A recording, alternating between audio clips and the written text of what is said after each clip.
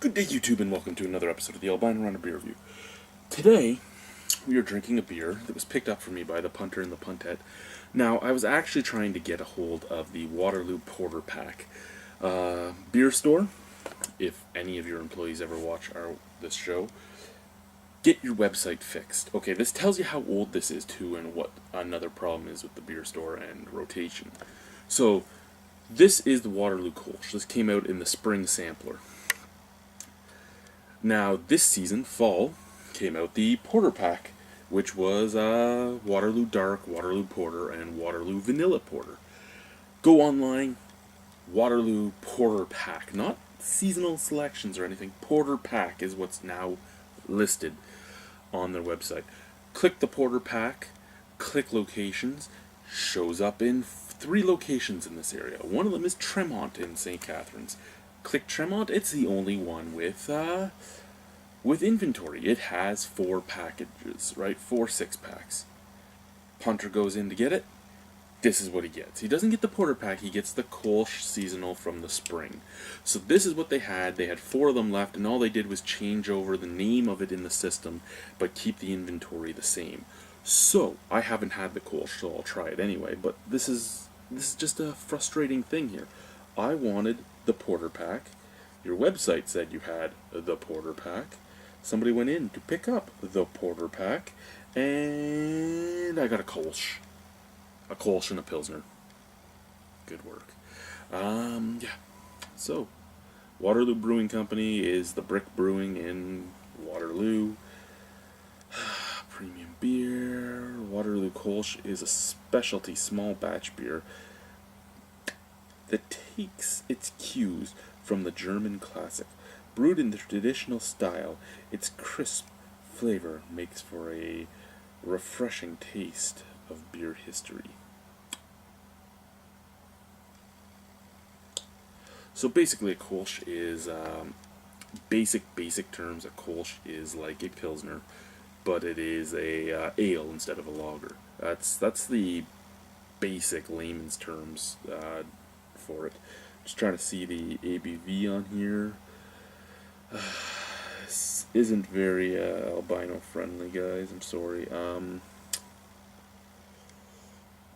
4.5. Okay, 4.5. Let's open it up. Hashtag pseudo proper glassware. Pour the Boar. They don't have a Boar anymore. They have a W. But this is a Waterloo Dark glass. I'm gonna preface this with there's probably gonna be some water bubbles sticking to the sides. I haven't used this glass in forever.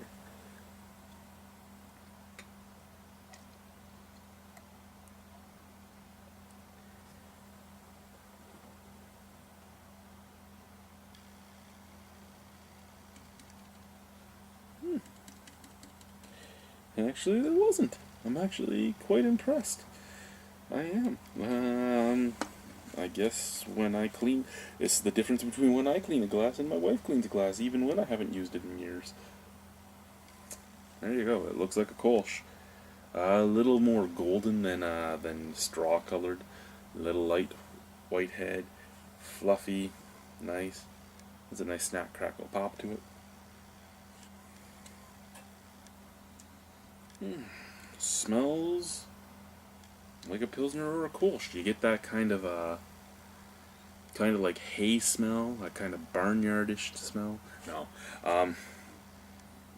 but yeah, if when I say barnyard in this aspect, I don't mean barnyard funk. I just mean barnyard. I don't know how many of you have grown up near a farm or on a farm.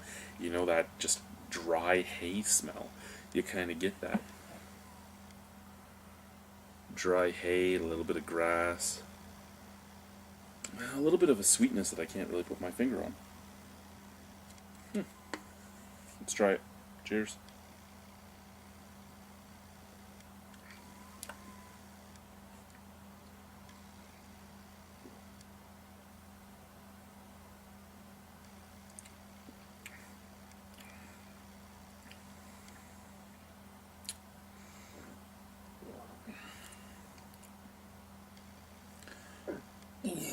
Okay.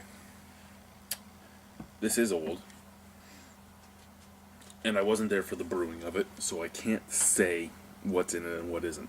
I know that the brick uses Waterloo as its craft line, but I also know that the brick does use a lot of the same practices as a big guy. The ingredients they use a lot like a big guy's ingredients. This beer, I had one on a Friday night hangout with Jim Sear. Hated it. It wasn't really cold though. This one is cold. It's a beer that should be drank cold. I mean, every beer you should drink the way you like it, but a Kolsch really should be drank cold. It's just supposed to be a nice, cold, refreshing, down your throat type of beer, and this is that. Taste, grainy. Just neutral grains, just graininess.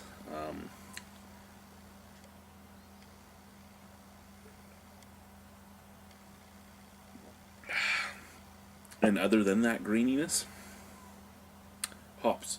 But this is where I say I wasn't there for the brewing of it. The hops taste like the hop extract. It's like a hop extract taste.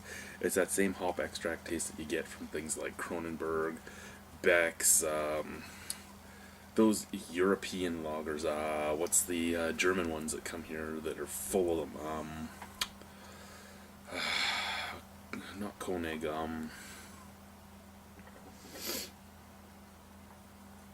Werner Gruner and all that sort of stuff. Just hop extract. Once you've drank some of those European lagers that have that hop extract in it, you know what it tastes like, and it's hard to explain. It's just kind of it's hoppy, and there's no other way to really explain it. It's just hoppy for no reason other than to be hoppy. Graininess and hop extract. I mean, it's not a bad beer. $13.50 for the 6-pack. I wouldn't have cared about if I was trying to get the Kolsch. I was trying to get the porter pack. I wanted to try their porter and I wanted to try their vanilla porter. I'm angry about that. But the beer itself, not a bad beer. Drink it cold if you're going to drink it. But not a bad beer. One of the better Waterloo beers to come out in a while. Out of 10?